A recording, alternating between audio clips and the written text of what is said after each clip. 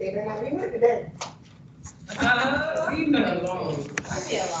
I'm trying to walk. Okay, now it's recording. Okay. No, I just handled it. You I don't know, Brandy. What? You wrote.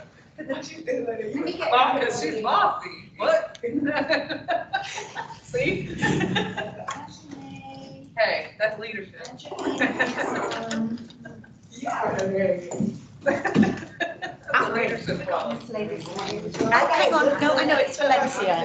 I got a good feeling I was in Valencia, right? Got it. I got a good feeling that we're gonna all pass our next. Well, I know you're right. Say an extra prayer. I will. I'm I'm talking stressed What happened to out. the other lady that was the repeat, the blonde headed? Miss Now- Fletcher, are you gonna give us a bathroom break during this, or should I go She had now? been back I at. would go now. Okay. Oh, I don't want to miss I don't want to miss anything. Look, okay, well, keep it. Let's go to. You better go squeeze on. I would go get a bathroom break. I'll take a break watching something. Now we're learning how to I get. haven't seen her for a couple weeks. She's going to do that. The only blonde you had was. I'll get a pure week. She's still here? Exactly. In the other term. I think they let it And go. then, as I say, it's No, she was unfortunate ready. that we're doing this before we talk about But I ain't seen her in antibiotics. like a couple weeks. But this is why I want to give you a big heads up. Yeah. I don't remember her name. No. She was sitting over there.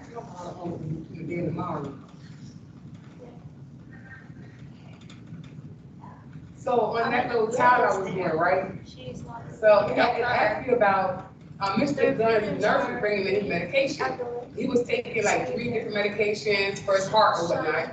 And the question was asking, when the nurse brings the medication in, will they bring it out in one cup, separate cups, or in packages? So I'm thinking like, well, I'm in the hospital, it's already in the cup, I don't know. And it was the wrong answer. I She's was a so tiny little hurt. white girl. Yes, I don't I remember her said, name. the nurse will bring you all your medication in packages separately. Oh, that's ridiculous. She had been. Right, I That is said that. not normal. Was I here when Exactly. that? I was Yeah, so she was upset here, about that. like, she was here for weeks, and That's then all of a just sudden she went here. idiotic. That's what I said, I was like, yeah. Yeah. Where's she going? She has cool. All right, let's see. I was wondering what happened to her. Kaylin and Kaylin, we're both here. What's my name? That's, Do. it's like I haven't seen her in a while. She must be sick, really sick. She must be. Oh, that's nice. Oh, Mr. Davis don't have it. They said he's sick today. Already.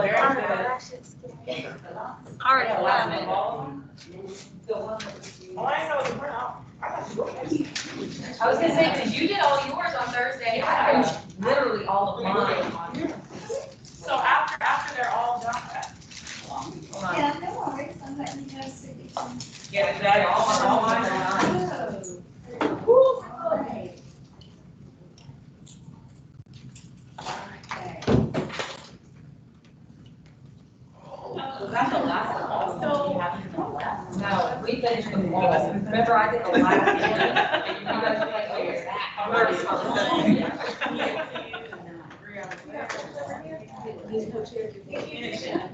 Yeah, you went back, but. I already thought. I don't know, your work, but you might have added some little stuff in there that ain't really what it is. Yeah, I love it. I love it. No, I'm the other, which Caitlin are we talking about? Okay, so I'm Caitlin. Yeah, that's The reason why is because she did her own, she knew what she was doing, but she also. Any issues with your HESIs and all the rest of it, if you can send me screenshots and an email. I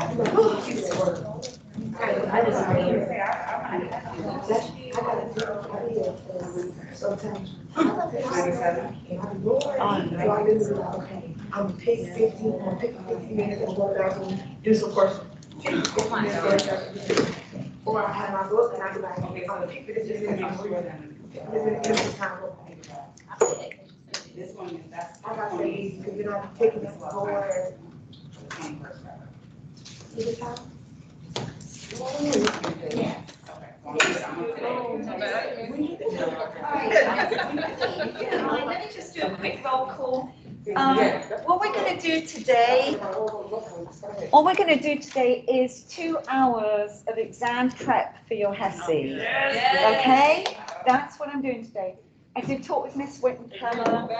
I figured this makes more sense than, because it just, I feel that you really need this, okay? All right, so give me a few seconds. I want your agenda.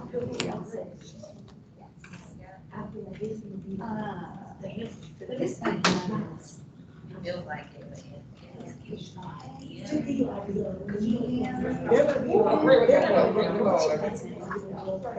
remember you last night, that's crazy.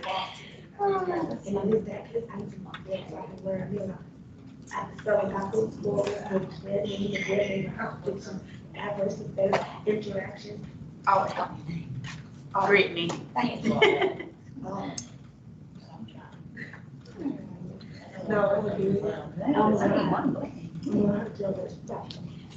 It's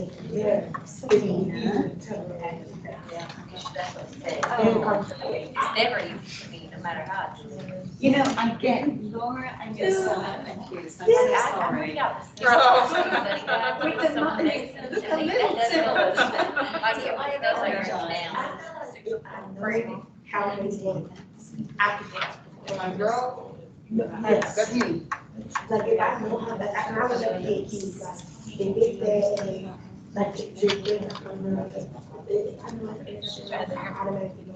Yeah.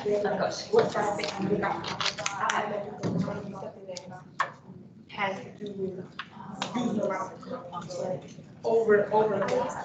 If you go diarrhea or not, maybe. I haven't, I just haven't done whatever the place for me. I don't know how.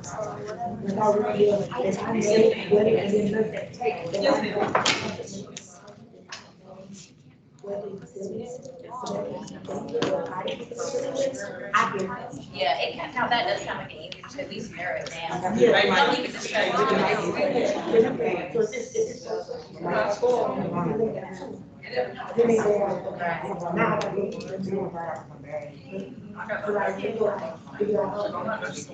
Which one to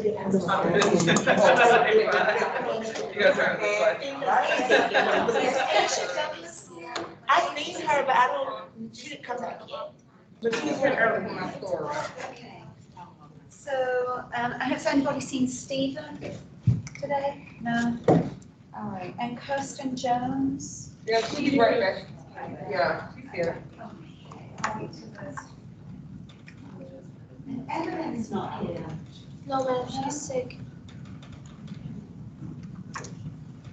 What about Jamie? She's out. She's out? Everybody here? It's cold. Now, I was sick last week, but not that, I was like, you guys, it feels good because of the weather. Okay. It's the third one. All right, so let's get going on this. What I want to do first, and I might do a little bit of dosage count, I might go get my dosage count, but let's just go over, first of all, you're going to have 2 pharmacology exams. Version 1 and version 2. I would listen to these guys rather than talk amongst yourselves. If I know you're going to do well on this, but this will really help you to consolidate the information that you need. Regarding things that you've missed, HESI or EAQs or whatever is going on, please just send me an email, put in the header, my late HESI EAQ homework, whatever it is, take a screenshot for me, send it to me, I'll grade it, okay? Not a problem, but if you could get that to me between now and Wednesday, that'll be great, and I'll make sure you get a grade for that, all right? Because those little points add up, and it's like I'm saying, these types of things, please in future, yes, you have extenuating circumstances, I get that. But, make sure you do your homework ahead of time because it will help you with stuff like internet issues and things, those types of things. And as you go deeper and deeper and deeper into these classes, They might not be as flexible. You know, they might, but they might not be. All right. So on your HESI, you will have 55 questions. 5 of those questions are going to be what are called pilot questions, okay? Meaning they're not graded. Okay, you're only graded on 50 questions, not 55, but there are 55, and you have 83 minutes to do it. Kirsten.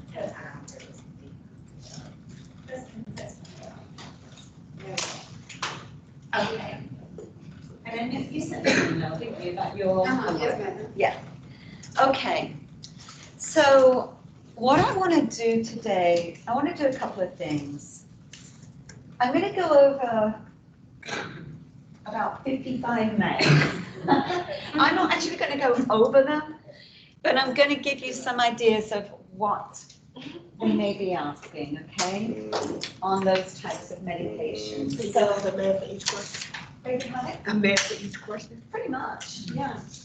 And then on Wednesday, after the HES exam, unfortunately, we start talking about antibiotics. I say unfortunately because a lot of the questions relate to things like antibiotics, all right, on exam. There's also stuff like GI, which we haven't gone over yet. There's a couple of questions that we actually never really even talk about, which is strange that they always seem to have this on the HES, and I have no idea why. So let's start with this first of all. We talked the other week about adrenal corticotrophic hormones, right? So anything with the adrenals, bear in mind, adrenal corticotrophic hormone. What do you think you might do with these types of meds? Do you think you would just stop them, or do you think there's something else that you would do? Taper off. You would taper those doses, right? ACT4H. Oh, ACTH, thank you. ACTH. So they take them Off off, the. it should be faster that way, they search through. Okay, so bear that in mind. Anything that's an endocrine drug, think it's got a feedback system, all right? Whether it's the thyroid, whether it's the pituitary, whether it's the adrenals, whether it's steroids, it's a feedback system. You don't just stop something abruptly. You've got to let the body build their feedback system back up again. All right, ACE inhibitors. ACE inhibitors. What's an ACE inhibitor? What does it do? Any idea? Anybody remember? What type of medication is it? What's it used for? Used for blood pressure. So what sort of effect could it have? Positive. It could lower the blood pressure, right? So bear that in mind. ACE inhibitor. Bear in mind as well the side effects of an ACE inhibitor. There's a couple of them. Angioedema is one of the ones, right? Angioedema, remember that? And what about the cough? Like Senegal. All right. Do this. This might be a better way to use it. Okay. Next, I want you to be aware of, and it is say it could be something that's on there or not. Aspirin. What types of patients would you not give aspirin to? Ones with Ray's syndrome. Ray's syndrome, yeah, children. Also, what does aspirin do? What's one of the big things it does? Bleed. It's a blood thinner, right? So you might need to withhold it if it's a blood thinner. Yeah? And we usually use baby aspirin, right? 81 milligrams. So bear that in mind. All right.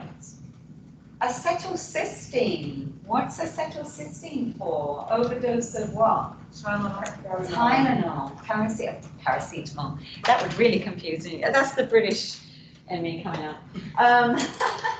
Tylenol, yes. And I've got paracetamol in the brain, I'm sorry. But yes, acetylcysteine is the antidote for that. So remember, it That's the smells of, right egg, right?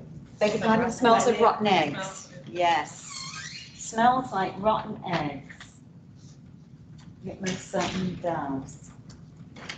All right. What types of penicillin? Any penicillin? No, we haven't gone over antibiotics. But remember, penicillin has a lot of side effects, right? Including anaphylaxis. That can happen with penicillin, yeah? A lot of people say, I can't take penicillin, and they have a reaction to it. Hopefully not anaphylaxis, but What kind of reaction, I'm sorry? anaphylaxis, where they have a severe allergic reaction to it.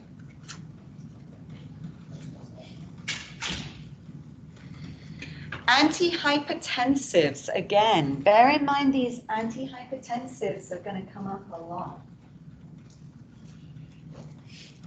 Antihypertensives. Bear in mind the regime of antihypertensives. You normally would give your antihypertensives in the morning, right? Bear in mind things like making sure your patient gets out of bed slowly, all of those types of things. Yeah. What's that? So regimented, that's like patient teaching. Patient teaching, yeah, absolutely. Patient teaching. And also, let me see if I can find anything that I would. Bear in mind the types of patients that do better with certain types of antihypertensives, right? Some patients do better genetically as well. Let's see, what else do I want to talk about? Antipsychotics. Antipsychotics. Remember, there are certain, with schizophrenics, when we give antipsychotics, they have certain brain disorders, or they can do things like foot tapping. There's certain things, dyskinesias, yes, different types of things like that. So just be aware of these antipsychotic medications and some of the side effects that can occur with them. Okay, so please bear that in mind. And if I can find what I want to talk more about that, then I will.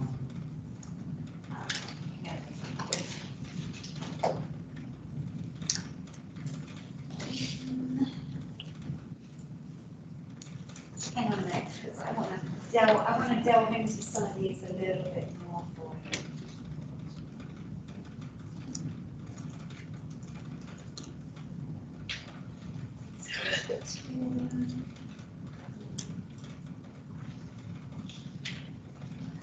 Printed it out.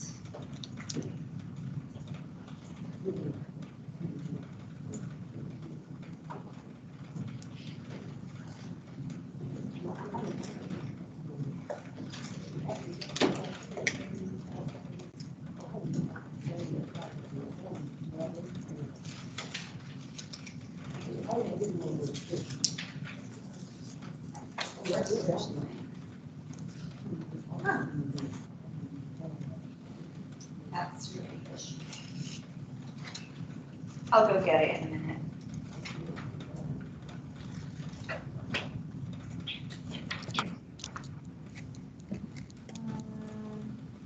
That is really hard. Bear in mind, clinics, I have it printed.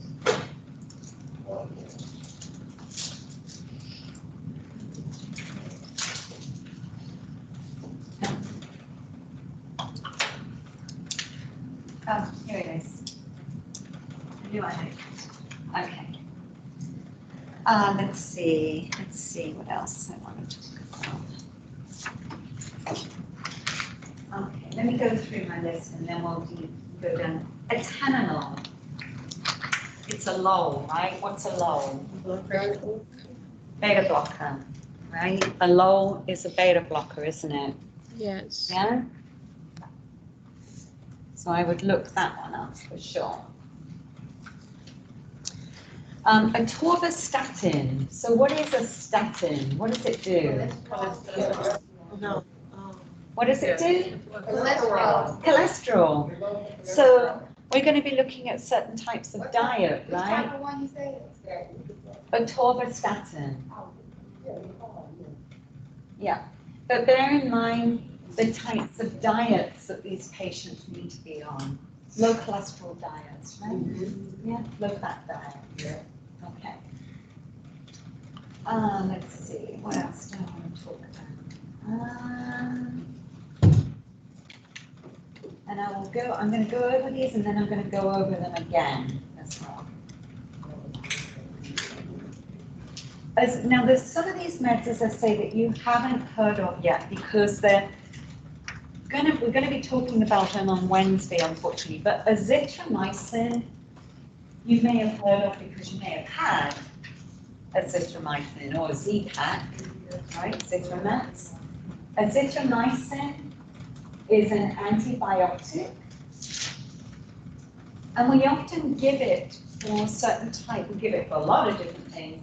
But one of the things we give it for are certain STDs. And bear in mind, if we're giving antibiotics at all, you always want the woman to make sure she has forms of birth control, right? Because her pill might not work effectively. The birth control pill does not usually work as effectively with a birth control. Make sure she's not on birth control. If she's on birth control, they need another form of birth control along with it. So 2 contraceptives. Another form of birth control, whatever that is. It doesn't, I mean, it could be abstinence, you know? Yeah, but they gotta use something else, so. Or don't do it. Or not, yeah. Or I mean, oh. Well, I mean, another birth control, that's a wide range, so, okay. Go to Amazon. Yeah. Now, we didn't really talk about this particular medication, but I do want you to be aware of it, and it's called calcitriol. Calcitriol. And it's part of the endocrine medication group. Calcitriol. Calcitriol. It's in your endo section. And let me just see if there's anything specific that I want to bring out about it. Sure there is. In the endocrine section. Yeah. The nurse, I want you to know the action of calcitriol. What's it say right there? You got it? Not yet. I haven't found it I yet. think it's in the 550 page. It's for calcium. The one we move on, I want to go over that. All right. Caraphate. Yeah, caraphate. Bless you. Caraphate is a drug that's used for the GI issues like GERD, those kinds of things. It's normally like more of an over-the-counter one. Caraphate. It's one of the older medications, but basically it's used to coat the GI tract. Okay. Caraphate. I do want you to know that. So unfortunately, a lot of these drugs you haven't yet heard of because we haven't done this. Cyclosporine. Now, cyclosporine is a medication that's used as an anti-rejection medication. It's used for organ transplant patients.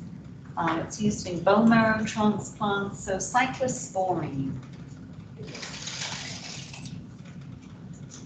Dilaudid. I know we talked about Dilaudid, right? What is Dilaudid? Morphine. Yeah, and it's more potent, isn't it? Yeah. Much more potent. Has anybody found calcitriol yet?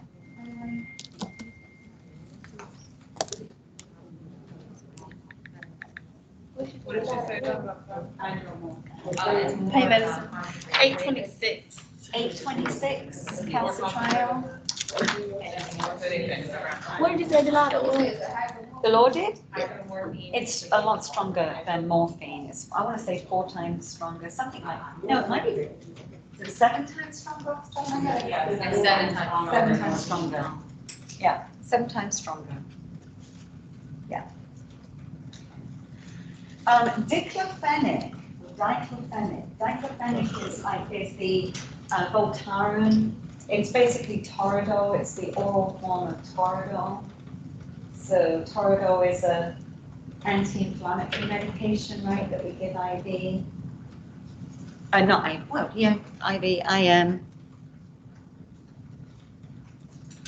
Toradol, diclofenac. I want you to know the side effect of that. Okay. Dopamine drugs, dopaminergics, the side effects. So remember, if we're giving too much dopamine to people, which, I mean, if we're giving dopamine to your Parkinson's patients, levodopa, carbidopa, those types of things, the side effects to that, right? So you need to know those. Doxazocin. Doxazocin is a anti-anxiety, antidepressant type of drug. Doxazocin. Anti-anxiety, anti-depressant. I think, yeah. I need to look that up, but yes, doxazocin. That's that one that's a vitamin D, Calcitriol. a form of vitamin D, so I said. No, that's. Form of That is to prevent low levels of calcium. Use it with it. Say that again, Angelina. Linda, it's to prevent low levels of calcium. Oh, it's Linda. Hey. Yeah. It's to prevent low levels of calcium. Okay. Calcitriol. Thank you.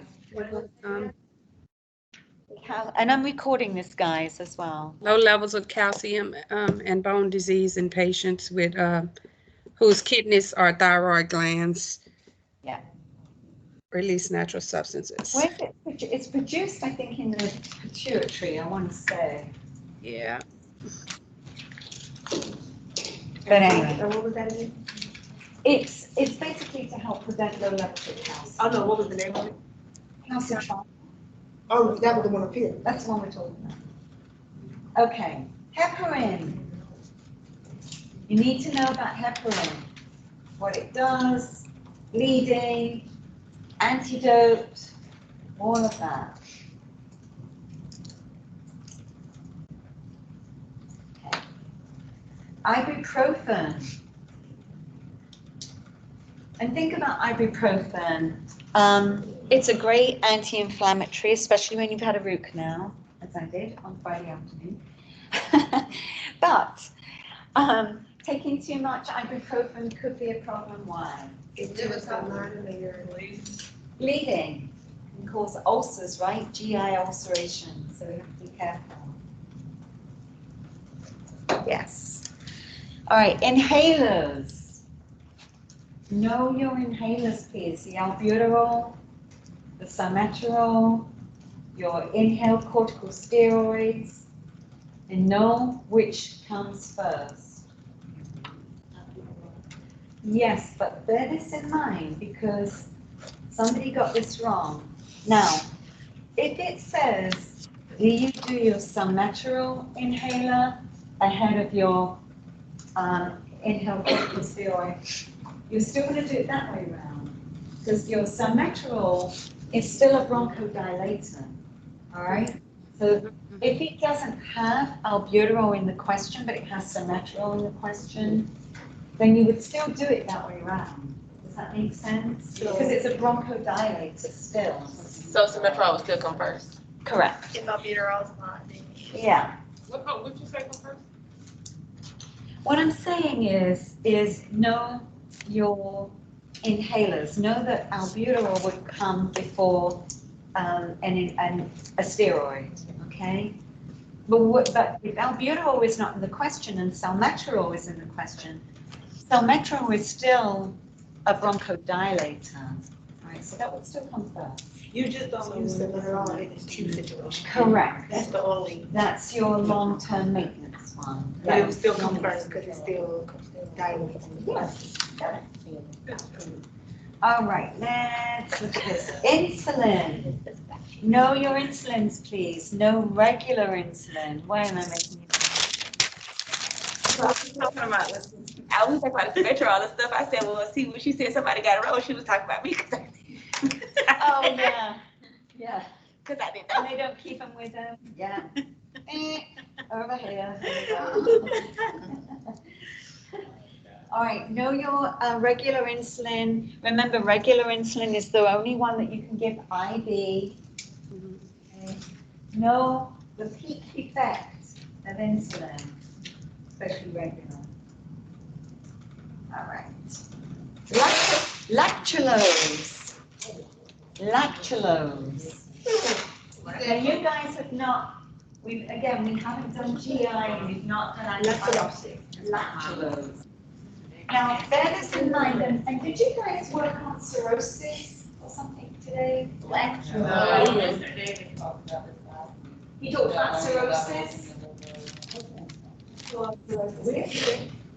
Only your question, we got that. So the reason I'm bringing this up is because lactulose is a medication that we use to help people that are constipated. Yeah. But lactulose is often used for people with cirrhosis of the liver to help bind ammonia and get it out of their body. Okay? It binds it and pulls it out of the stool. So lactulose is something that you will often see used with somebody who has cirrhosis of the liver. It binds what? I'm sorry. Lactulose. It binds what? Oh, ammonia. Okay. Okay. All right. Next. Lamisil. Lamisil. Now again, this is one of those medications that we will talk about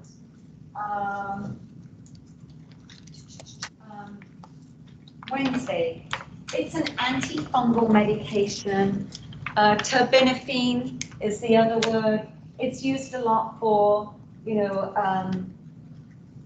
skin infections, fungal skin infections, any of those types of things. Athlete's feet. Athlete's foot, jock itch, any of those types of things. Lamisil. But it's a topical antifungal. And the problem is with it, there's a lot of contraindications with it, certainly liver and kidney problems. So anybody who has elevated kidney, or rather decreased kidney function or decreased liver function or increased liver enzymes, this might not be a good choice. It's an antifungal topical medication, Lamisil. Right. Lasix. What's Lasix? Diuretic. Diuretic. Yeah, it is. It's a diuretic. So be aware of what Lasix can do. And hang on a minute. Let me see if I want to. Let me see what I can find. Yeah. Be aware of the side effects of Lasix, please. Lithium. Anybody remember what lithium is? Sounds like an antipsychotic drug. It is an antipsychotic drug, yeah. Remember, lithium, we measure it, right? It's one of those drugs that has a narrow therapeutic index. So it can easily become toxic if it goes over its safe level. Okay. Bear in mind, vitamins and supplements are often. All right. I say vitamins, you say vitamins. Do you say vitamins? Yes. You say vitamins, yeah, I say vitamins. So, bear in mind, you're often gonna see stuff like ginkgo come up, ginkgo reactions, right? So, bear in mind the side effects of ginkgo. Like bleeding. Yeah, bleeding could be one of them. I think it has other things as well, though. So yeah. All right. For some reason, it focuses on a bronchodilator called Max Air. Max Air, which is actually not a generic name. Max Air. Mhm. Probably a combination. Probably a combination, basically, of the say a steroid and something like a long-acting or short-acting bronchodilator, Max there. So just be aware of that bronchodilator. Metformin. We all know about metformin, right? Yeah. What's one of the interactions with metformin? A couple of things. What about your IVP dye person? Make sure if they're going to go for a scan that they stop the metformin before and after, right? That's a concern. What about the fact what metformin does? What does it do? What's the purpose of it? It helps your pancreas work. Well, but what does it actually Stimulates you physically to do? make insulin. It decreases blood sugar. Right. Decreases blood sugar. So what can happen to the patient? Hypoglycemia. Yeah. That might be one issue, right? So I thought no, metformin was supposed to not let you have hypoglycemia. it can. Yes, it can. I did not know. So you said stop meds before and after the surgery? Not surgery, Yes. but before contrast dyes. So again, I don't know what the questions are. I'm just giving you pointers on things that I think will be helpful for you. I don't know the exact questions. I just know that these are guidelines for you to focus on, okay? To help you. Let's see, what else?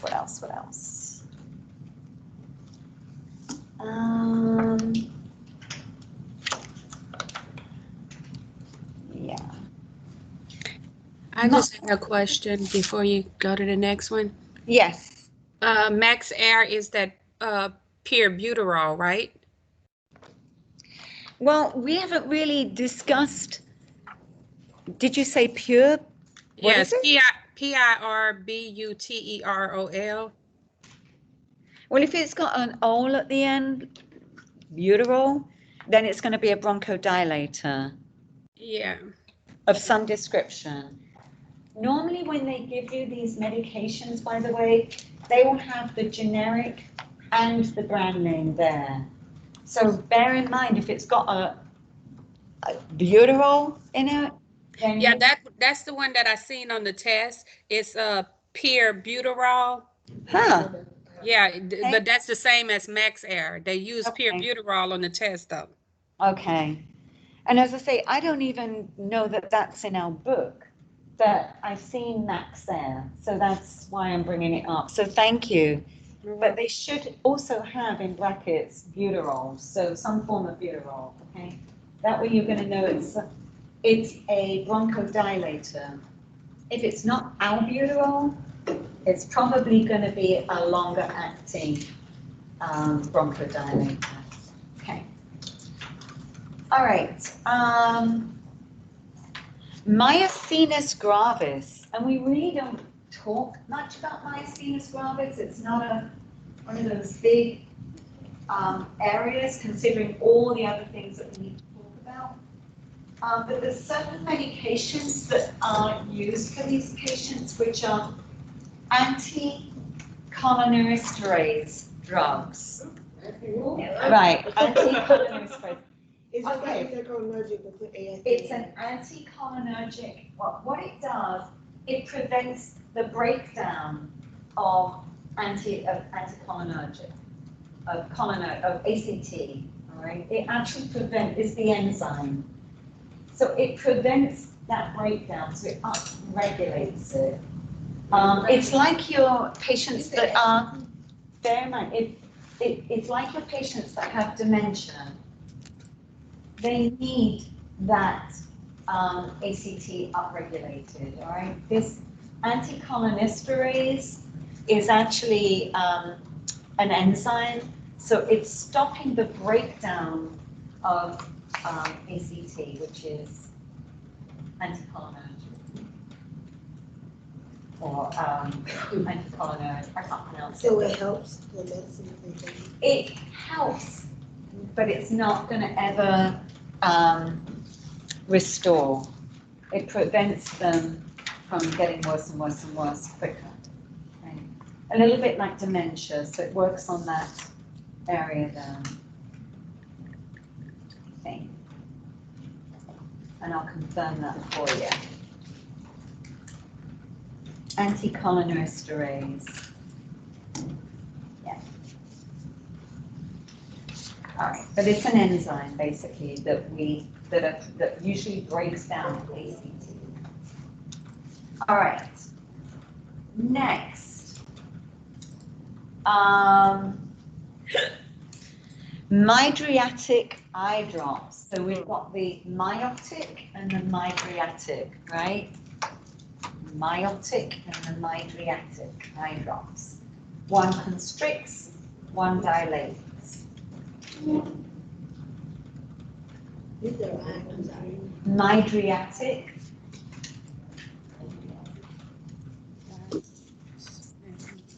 What does it do? What do the mydriatics do? They dilate them. One's dilating and one's constricting. Mydriatic dilate, Mydriatic dilates, dilates. and meiotic constrict. Thank you. I'm sorry? I can't hear. You said one more. What do you mean one more? You was at mydriatic and. No, I'm just saying, mydriatic is what you mean. Mydriatic. All right, nitroglycerin. Nitroglycerin. What do we use nitroglycerin for? Any idea? Angina. Angina, exactly. So bear in mind, we give nitroglycerin orally, but we also give it, say, a nitroglycerin patch, right? So making sure that you take the old patch off before you put the new patch on. Make sure that you're wearing gloves when you put these patches on. You don't get nitroglycerin on you. Right. And then you replace the new pack in a different spot. Yes, yes. Well, that's the oral. You're thinking of, oh, yeah, yeah. Naloxone. Anybody remember what naloxone is? Narcan. What's I not? didn't say it. Yes, yes. I mean, Antidote for opioids. Hmm? you said naproxen or the, what you said? I'm sorry. I just said Narcan, naloxone. Oh, naloxone. I thought you said naproxen. No, naloxone, yeah. You said, what about? Well, what is it? I know the antidote for that.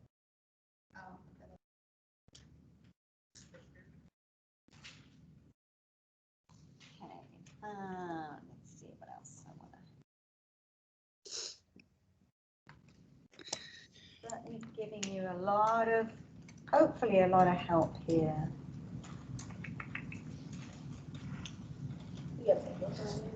Let's see. Nitrofurantoin. Now, we haven't talked about this. It's also known as macrobid. It's an antibiotic and it's used a lot for a certain type of thing, predominantly urine infections, UTIs. Okay? But it does have some adverse effects, and I want you guys to know about that. What was the other name for it? Yeah, nitrofurantoin. Nitrofurantoin, otherwise known as macrobid. Nitrofurantoin. It's an older drug. It's used a lot for urine infections, UTIs. It's like one of the first line ones that we use for UTIs. Know the side effects and adverse effects of that. Narcotics, I would remember your narcotics, remember your opioids. Remember the side effects of, what's the biggest side effect of opioids? Yes. Sedation, right? Respiratory rate goes down, all of those things. Okay. All right, another medication that we haven't got to yet, but we will, Orlistat. Orlistat is used for the gut. How do you spell that? Yeah, Orlistat.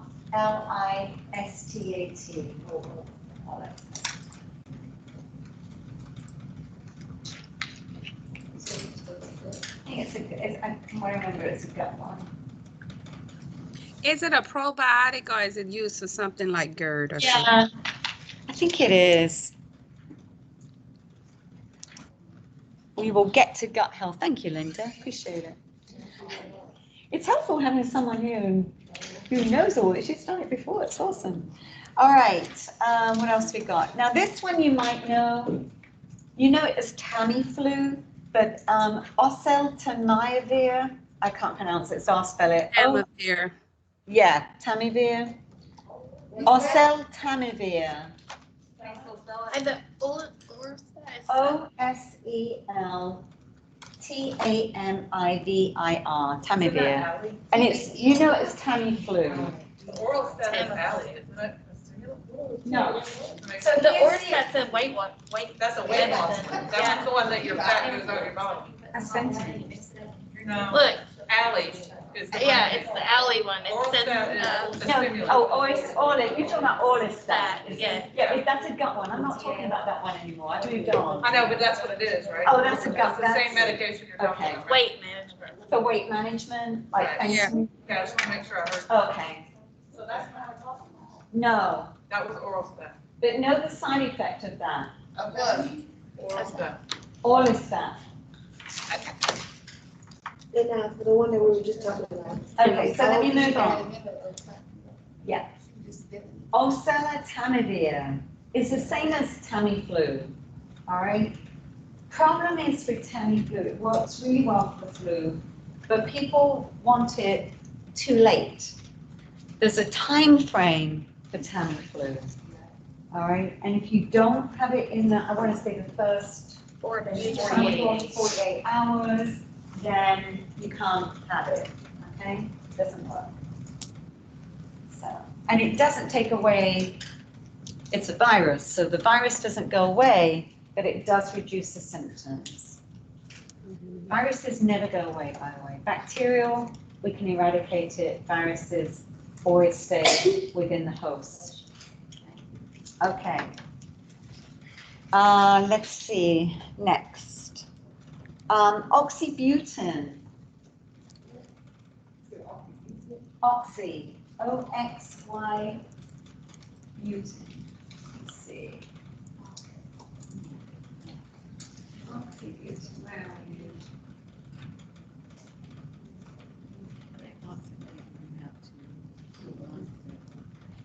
Oxybutynin. Know the side effects of it. I got the line for blood pressure. Overactive bladder. I was gonna say, it's not really overactive, but it's an alpha blocker. Should be an alpha blocker, isn't it? Oxybutynin, pull it up.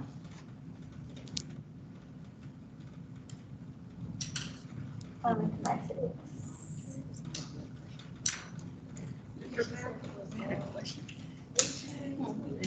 Ditropan, yeah. Ditropan, it's used for overactive bladder. Oxybutynin. Yeah. Overactive bladder, right? Yeah. Okay. What you say we need to know about it? Side effects. Again, narcotics come up, so I would really know your narcotics. So it is a big deal, right? Eye drops, pilocarpine. We've talked about pilocarpine. You said hi. Pilocarpine. What do we use it for, do you think? We talked about maybe glaucoma. I was saying, I got you stuff on. Glaucoma.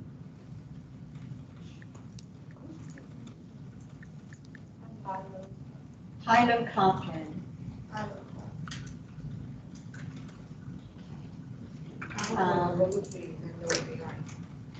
Well, as I say, a lot of these meds, we've sort of gone over we have gone over pilocarpine, I recall. When we did eye drops, we did. Said it's used before surgery to dilate the eye. It can dilate, yeah, yes. Use it a lot to dilate, yeah, but it's used for things as well.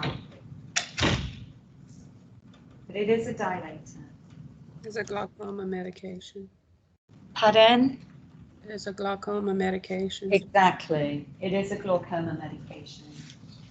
Plaquenil. Plaquenil. What do you think that does, even if you didn't know what it was for? Plaque. Yeah. What you said, plaque, Plaque. You know. with a Q or a T? Did you say, think I said quaquenil? No, I Like thought that, like plaque, as in T, as in. No. Like build up in your arteries. Arterial sclerosis. Okay. Hold on. Start over spelling. Plaquenil. Plaquenil. And what did you say it was for? I didn't exactly say. I said even if we didn't know, we know it's something to do with the vessels and. In plaque. and- Because I thought, that's why, when they said platelets, I was like, she said plaque, not plaque. Atherosclerosis. All right, let's look at a couple more. Again, acetylcysteine comes up. Acetylcysteine. I think acetylcysteine, it's used as a antidote for Tylenol, but it's also used for other aspects. I think in pneumonia it gets used as well. I think it's like it's a get used for the bronchioles. Don't quote me, but I think it can. Which one did you say? Acetylcysteine. Oh. All right. Pregabalin. Pregabalin. It's got the word GABA in it. What do you think that might be good for? Know the side effects of pregabalin.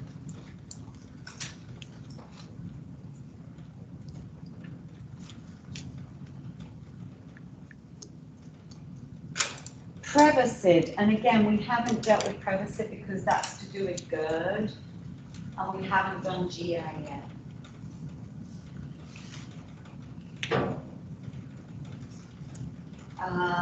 We have also not done rheumatoid arthritis. There may be a question on rheumatoid arthritis medications. I don't know what it would be about because we don't really talk about it that much. So, bear in mind restless leg syndrome. Restless leg syndrome.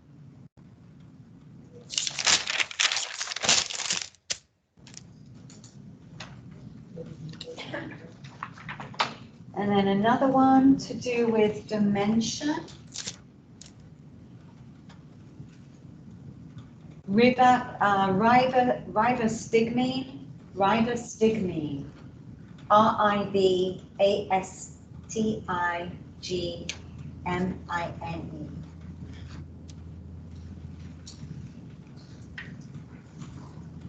Another one called succinylcholine. Remember we talked about that? We did talk about succinylcholine. Remember? How do you spell it? SUCCICHLYL. There you go. I don't know why y'all be spitting like this. Oh, SUCCICHYL.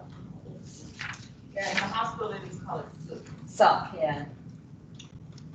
All right, a few more minutes, few more things. Super infection. Now, again, that's something we're going to talk about on Wednesday. But basically what happens is you give a patient a medication for an infection. And so let's look at a UTI, urinary tract infection. So you'll give an antibiotic for a urinary tract infection, and then they'll develop a yeast infection because of that, basically, depression of the body in certain areas. So they'll end up getting some sort of yeast infection on top of the original UTI. Okay? Antibiotics kill everything. It kills all of your probiotic, all of that type of action. Okay? So that's an example of a super infection. So would it be like a treatment of one infection causes another infection? Essentially, yeah. Okay. Or it doesn't actually cause it, but your body, it's a response, so. Oh, okay. Let's look at it as well. What about, we'll give an antibiotic for one thing and it will cause C. diff. Okay, it's another example. All right. Because your body reacting to medication because it doesn't have the exact. All right, tetracycline. Tetracycline. Now the big issue with tetracycline, tetracycline is an antibiotic that you may have seen people where their teeth are gray because they were given it when they were young. Tetracycline binds to calcium.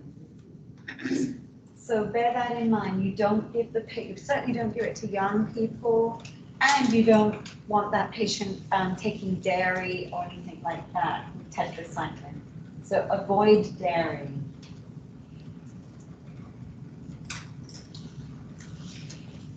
All right, vancomycin. Vancomycin is another antibiotic that we haven't talked about yet.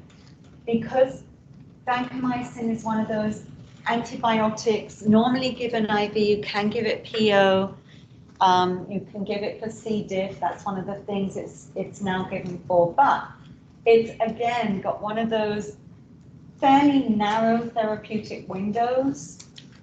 It also causes a syndrome called red man syndrome, and you can give it.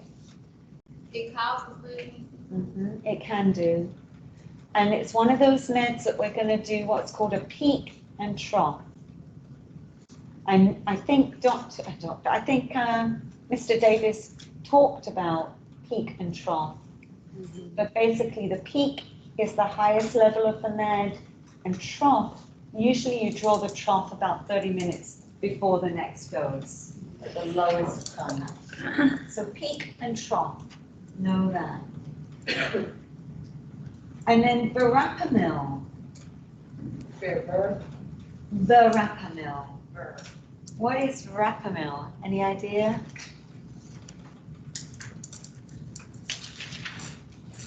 Verapamil. What do you think it is? Oh, this was on the QA. Verapamil.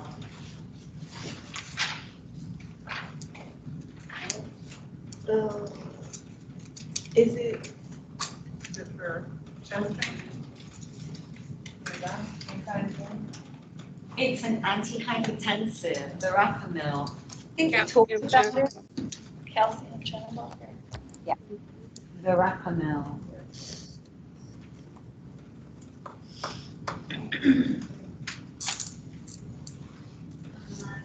see.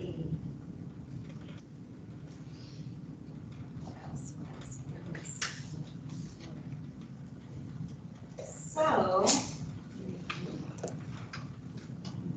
think, bless you. Thank you. So let's look at a couple of these that may be unusual, a little bit more unusual, right? Another one as well, misoprostol. Misoprostol. And this particular med actually in high doses is used as an it's used as an abortive medication. Misoprostol. Can you spell it for me, please? She asked you to spell it. That's not what it was. Yeah. No.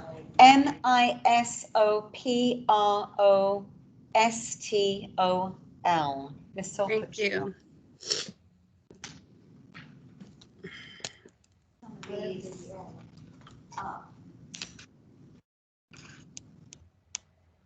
Somebody look that up for us. So these are the ones that we're going to look up as a group right now. Okay. Misoprostol. 535. You found it?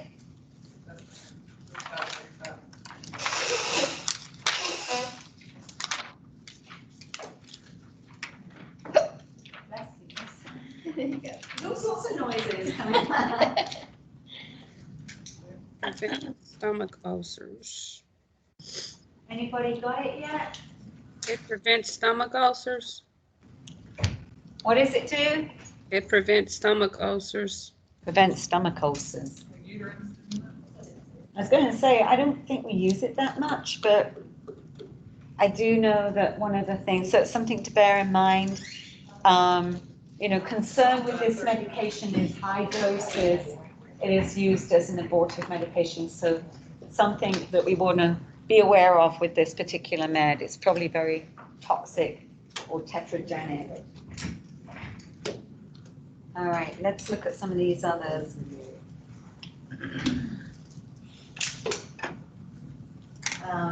What ones do I want to look at? It is an indication. It is an indication. I want to look at.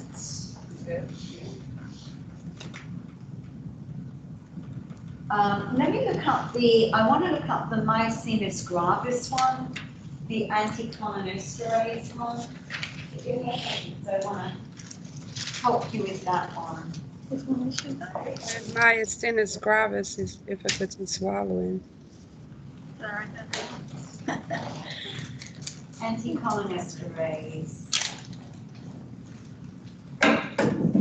So you've got a lot of meds to look up, right? Okay. But at least we've sort of narrowed it down a little bit. So we got these meds and the list you said? These are all really mixed. Some of them overlap. Yeah. But Most of them are. here's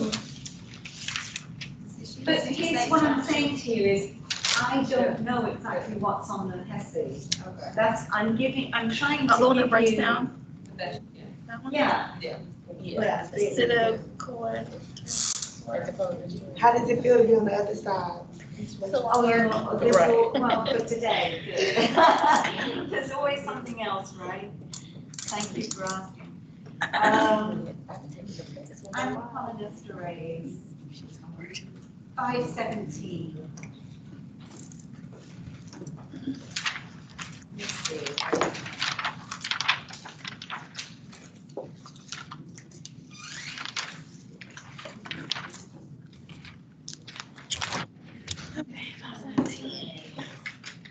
And it's interesting because we don't really talk about it.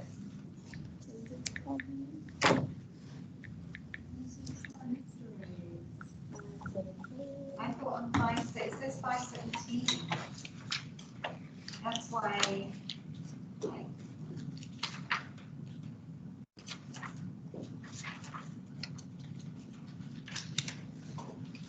Anybody seen it? No.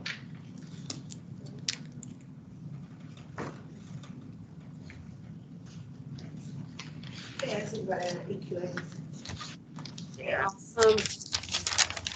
Weakening of muscles.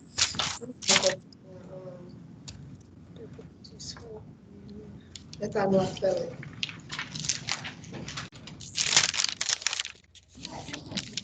Really not. The only reason I know it is from the perspective of an enzyme. And let me just do it.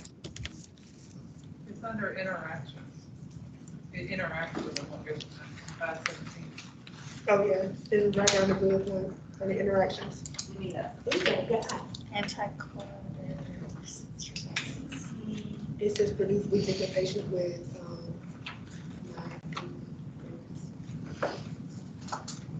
it's all the same. Anticholinesterase drugs, so that's basically it. That's, wow, anticholinesterase drugs. So.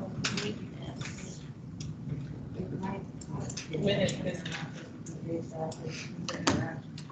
So it can interact with patients Interacting with adrenal drugs, that's what it with myasthenia gravis. It's weakening of the muscles. With it. So would that be muscle weakness? Yeah. Yeah. I think that's what it was on. Sorry, Linda, what were you saying? I said it was, myasthenia gravis was weakening of the muscles that causes difficulty swallowing, double vision, and unsteady gait. Right. But I think they need cholinesterase, so which is an enzyme. I think they need cholinesterase. So anything that's an anti-cholinesterase that breaks things down is going to interact with them. So I don't want to get in the weeds too much with it, but So what's this, that you reading like from a study trip on here still, or what? various things that I've built up over time after doing them, yeah. Oh. Yeah. Yeah. Yeah. So let me see if I can find cholinesterase.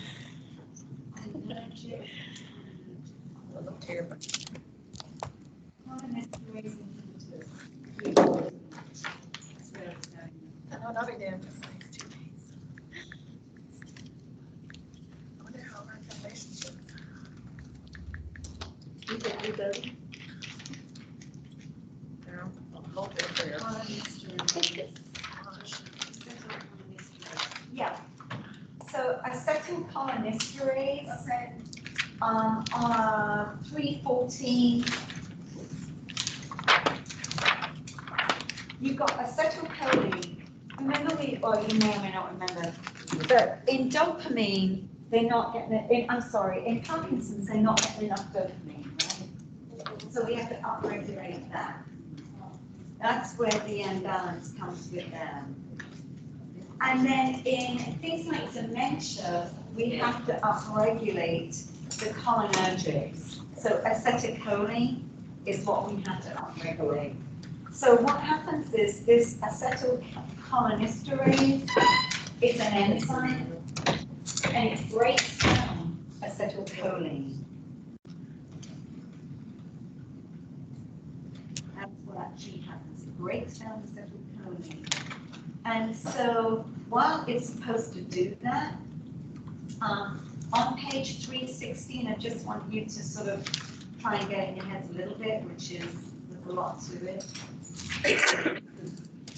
Right down the bottom on page 317, it has a medication called pyristigmine, which I think is one of the ones we're talking about. And it says right here, it's an anticholinesterase drug, and it's used for myasthenia gravis. So it prevents the breakdown of acetylcholine. Wow, we had to dig for that, didn't we? Yeah? But can you see it at the bottom of 317? Which one? It's in a little box. It's called selected cholinergic agonist drugs. So basically, these are drugs that are upregulating acetylcholine.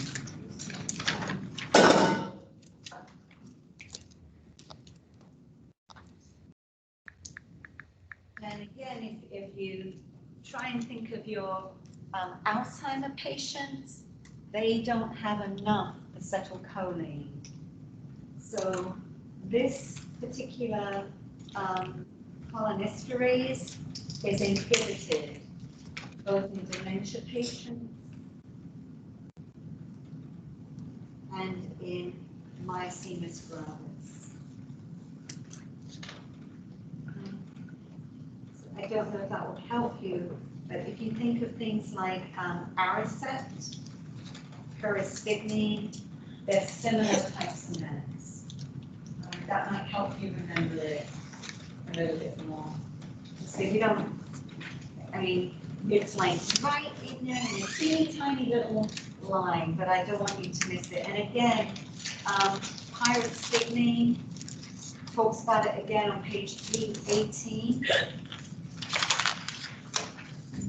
What does it do? It upregulates acetylcholine, and it's useful for patients with symptoms of myasthenia gravis. So that's what it does. An anti-cholinesterase med.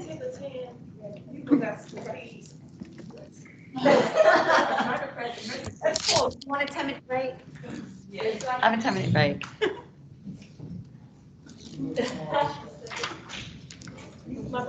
I'm trying to dig in here for you guys. All right.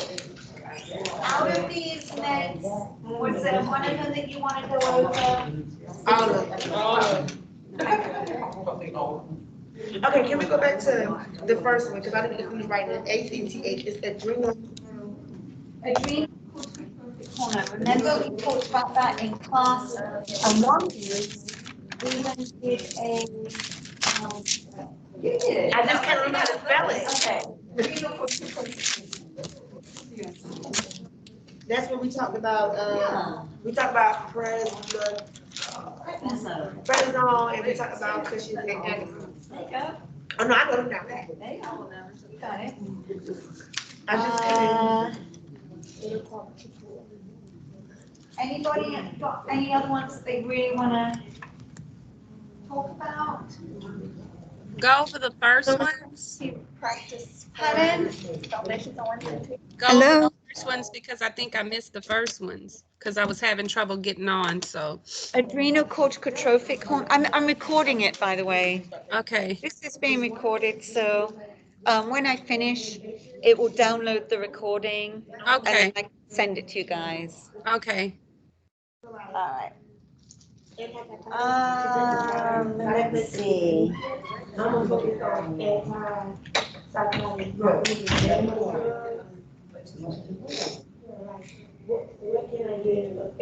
Plaquenil. what can I do? What medication to interact with? What's a contradiction? It was like the teacher. The teacher's important. Yes, it is. Working on There's a lot of A lot of questions on teaching.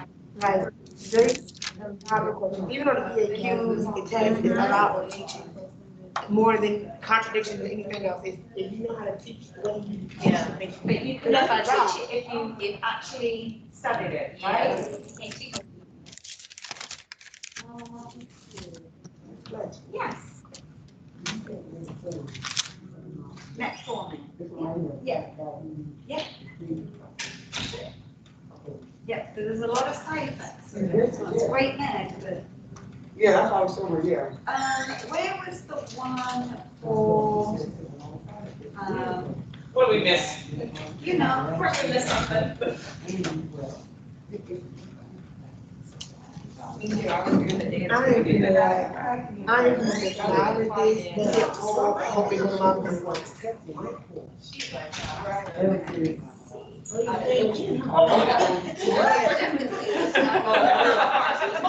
I gotta go every time we go. Did I miss anything? no, but what I am gonna touch on, because it's not something we really talk about a lot, in this syllabus. In this particular syllabus, it doesn't really delve into it, quite frankly. So chapter 47.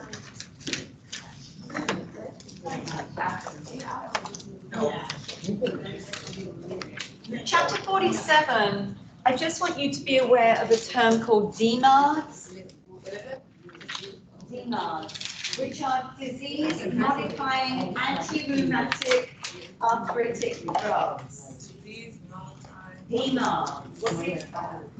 747.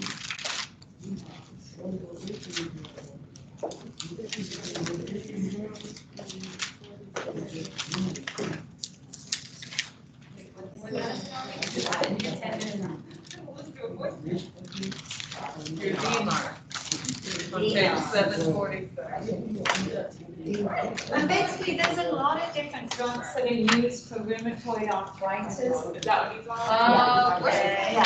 Yeah, there's a lot of different drugs out there for rheumatoid arthritis, DMARD. Page 747, your Plaquenil can be used for rheumatoid arthritis. I beg your pardon? Plaquenil can be used for rheumatoid arthritis. Plaquenil? Mm-hmm.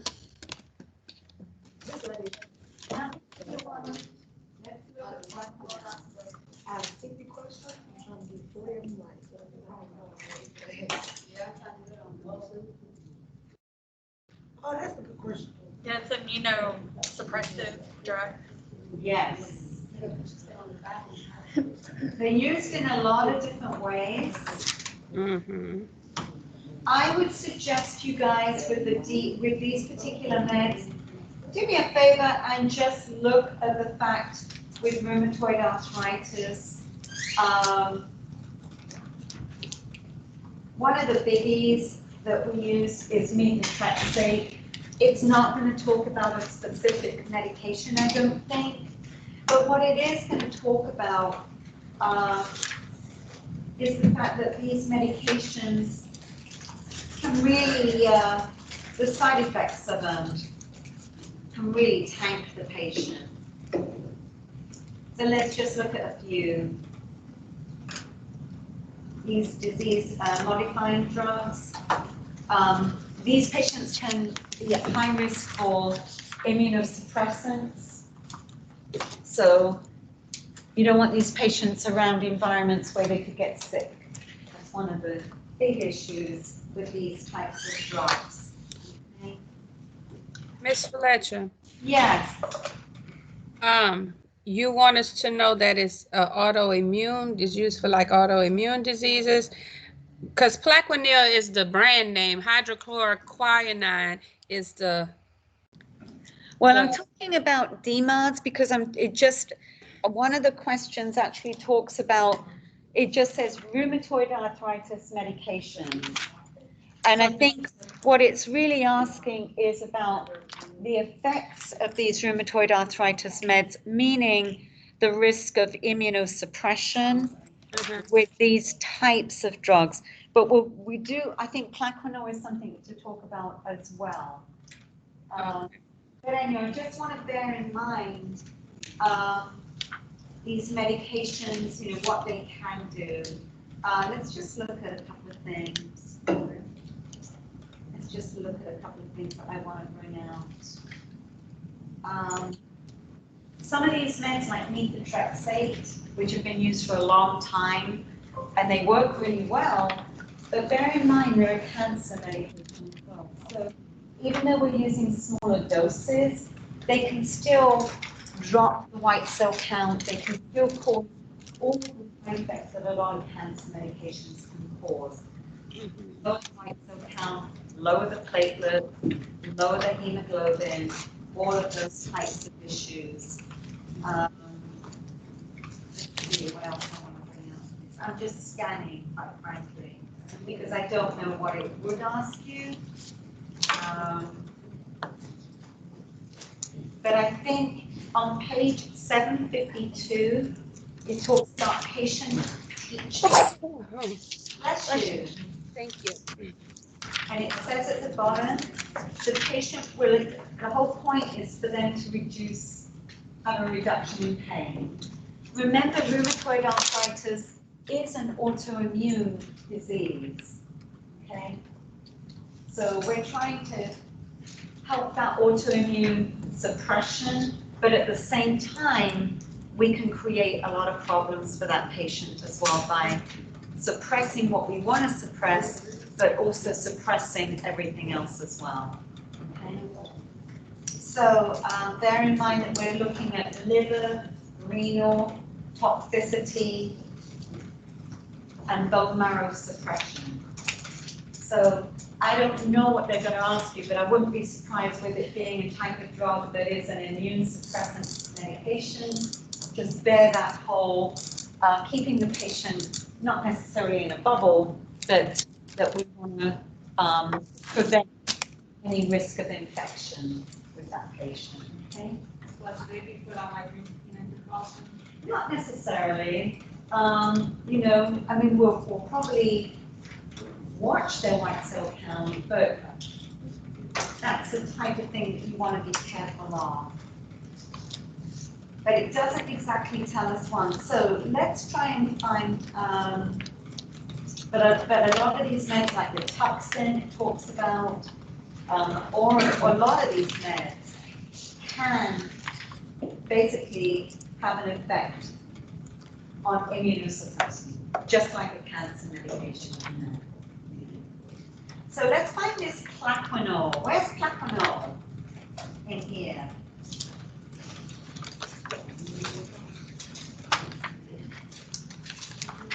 Plaquenil. Is this okay for you guys to do this? Yeah? To give you a bit more intense? Yes, please. Plaquenil, where are It's on the you? back of my book. That's all okay, right? Yeah, it's on the back of the book. Yeah. Yeah, it's not in. Isn't that interesting? Is there another name for it? They got plasma, plasma.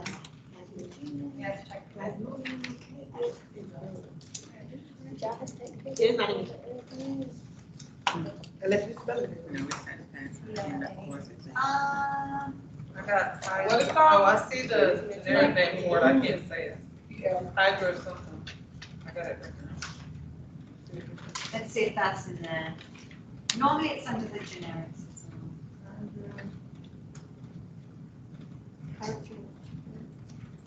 Hydro, I think okay, it's on 432. yeah. Oh, I see it. 667, 668.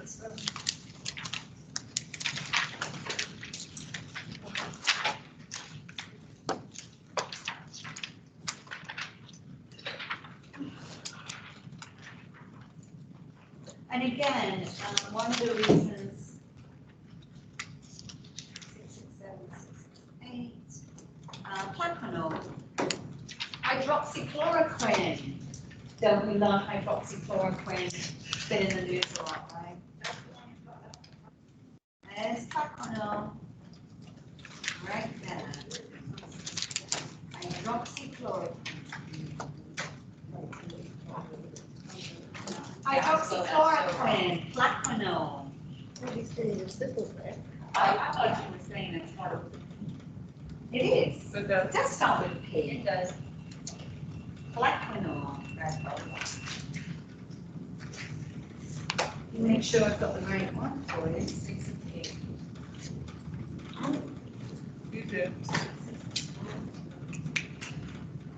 So do they give the same list every year? Doesn't, not necessarily. So you read the Similar. questions out of the last test? Well, I don't have the questions. Oh, well, not the questions, the review from the last test, so they don't get the same. Yeah. Review. With the one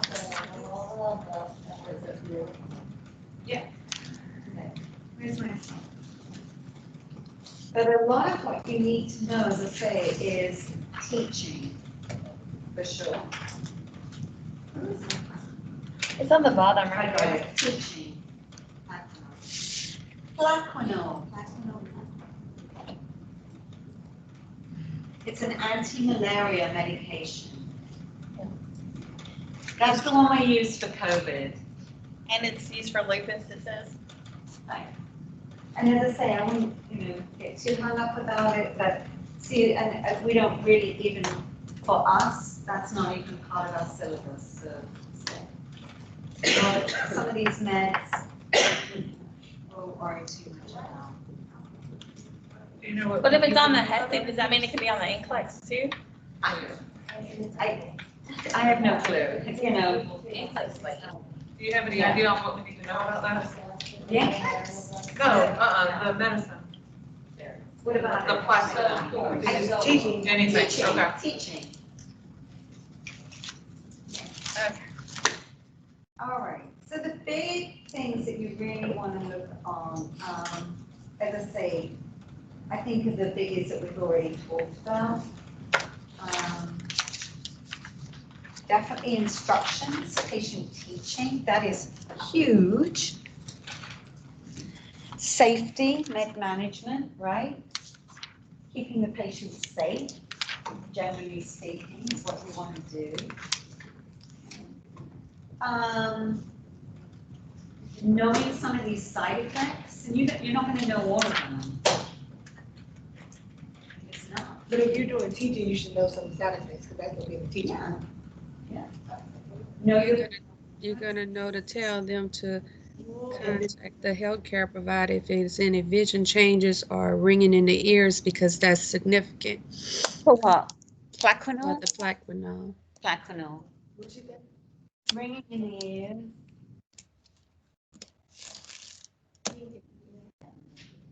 In the ears.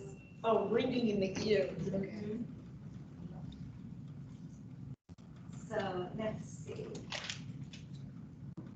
So these are the types of things, but yes, there's a lot on nursing teaching, all right, and evaluating your patient. If you're gonna give a blood pressure med, what are you gonna evaluate for? Blood pressure. Blood pressure, right? Is it doing it well? Are they getting out of bed and falling or not? If you're gonna give something like metformin or insulin, you need to know what you're looking for, right? You need to know the outcome, what the outcome is, of what you want or what you don't want. Hypoglycemia and how to manage it, okay? If somebody's becoming hypoglycemic, what do you do about that? How do you manage that particular care? I thought we take it to this is practice. This is practice. This is a real one. This is your practice testing. Yeah. I'm sure it won't be bad to do that. I'm sure all of that. She ain't learned that. That's what they kept asking me. How many questions are on the file? The same, Same amount? 55, and 5 of them are not real questions. How Yeah. do we know which ones are not around for school? It doesn't give you. It's gonna not count five. Correct. Like if you get, you have 5 repeats. I hope 5 of them, I hope this 5 is the one that I got wrong. Right, which the rest did you have? They just gonna randomly pick 5? No, like 5 of them set on, won't count against it. I was like, this here, right? Oh, Yeah, so, yeah, if you get So them you wrong. can get 5 wrong and still. Any 5 or 5 No, no, specific? 5, there'll be specific Specific questions. questions, right? Yeah, yeah. oh, but you have to. You get a freebie. I would definitely dive into chapter 10 of your analgesics and know your opioids, not just about what opioids are what, but understand opioid withdrawal, understand teaching about opioids, understand the side effects of opioids. So we said one, sedation, what's the other one? Respiratory depression, yeah, what else do a lot of people get? Constipation, another one, right? All of those types of things you need to know. Retention, and know about naloxone or Narcan. Know about that. Let's see what else. Definitely heparin is going to be a biggie. What about warfarin? I would know warfarin too, but heparin is one of the ones that I see coming up.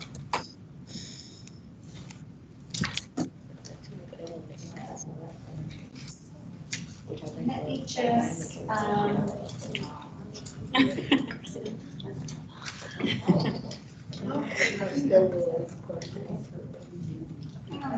I started getting this and this.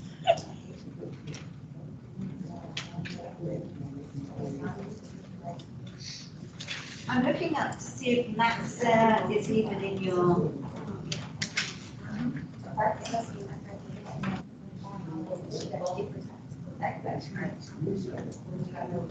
Maxair. Yeah. So the thing about Maxair, it is a form of albuterol. And I would look at what it works on. It works on the beta 2.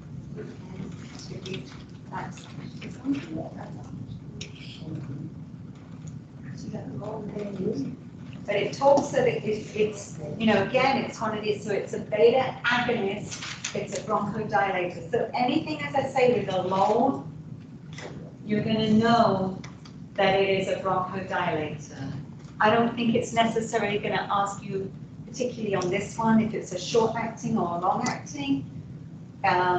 It does tell you in this area that it is a short-acting one, but I don't necessarily know that that's one of the ones that they would say is a rescue drug, or is normally albuterol. So again, I don't know what the question is, but I want you to be prepared, all right? Try and prepare you as much as I can. But it does say it's in that component of short-acting bronchodilator, for sure. And it is selective, which is a good thing. So it's something else to be aware of. One of the things I do want you to be aware of as well, let me look at calcitriol, because I want to see if there's anything that I would bring out in that.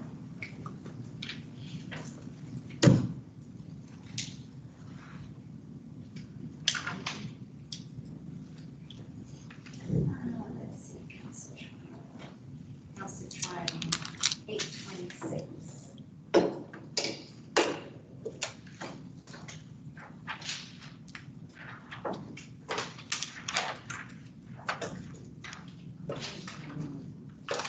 Okay.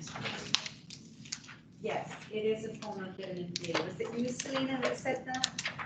That it's a form of vitamin D, calcitriol? Yeah.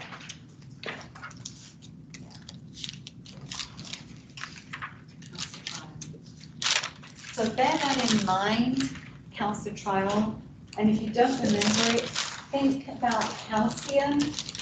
And normally in your bottle of milk, there's always vitamin D supplementation, isn't there? So if you don't remember it any other way, you might remember it that way. Calcium and vitamin D go together. It's usually for your patients with things like hypoparathyroidism. So it's a form of vitamin D. Yes. Oh, I'm sorry, I can hear someone. You saying something? No? Okay. Thought someone was saying. All right, I got that. Only vitamin D that goes to calcium. And what page is that from? That's on 827.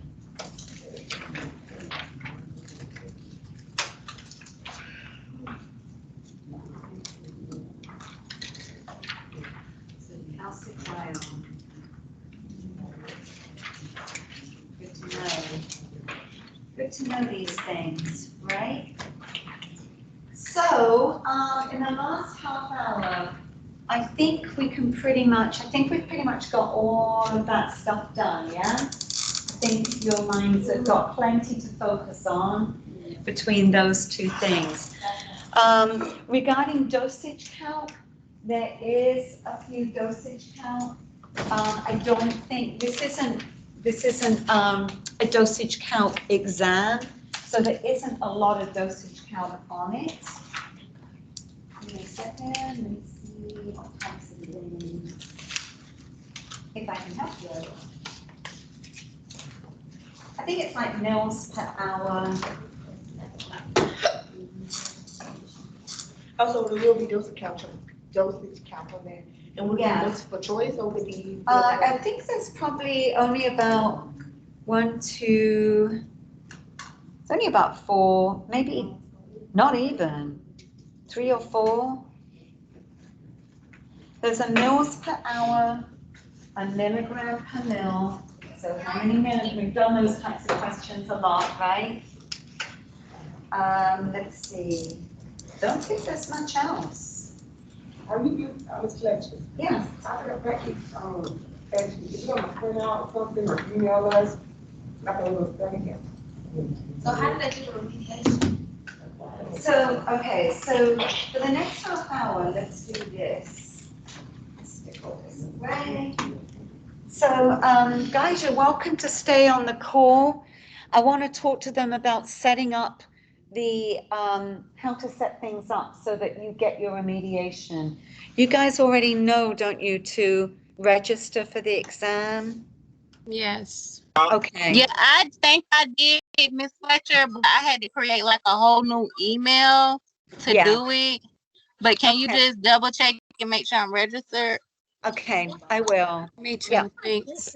I will. And if you want, I can log you guys off. And as I say, I'm going to make sure this is recorded. So once it downloads, send it to you if you need it.